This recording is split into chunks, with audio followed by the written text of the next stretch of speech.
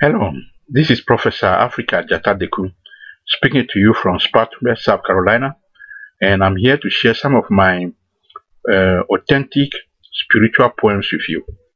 This one is called Money for All is the Right of All to Claim and Enjoy. Everybody needs money, and yet not everybody has money.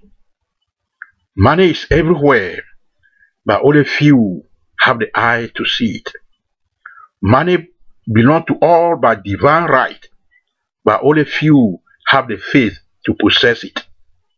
Money is only a paper, a means but never an end. It is neither black or white. It is neither black nor white. It is the way we acquire or use it that makes the difference between joy or sorrow. Money is only an expression of our hope, the means to the end we aspire to, the you in action, the spiritual energy in manifestation. Money is you, and you are the money you deserve. Your degree of money consciousness attracts to you the money you are ready for. Think money to have money. Act money to attract money.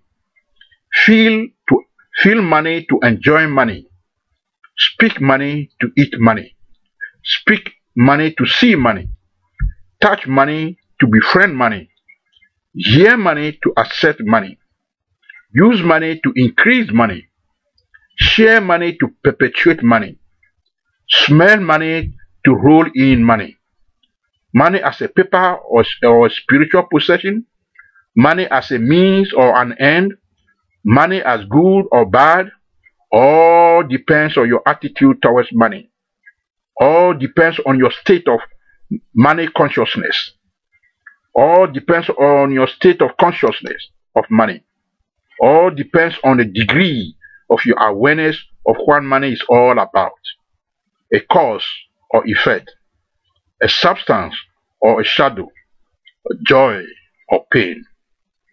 Whatever your choice may be, money can be your friend or enemy, servant or master, depending on the level of your money consciousness and faith.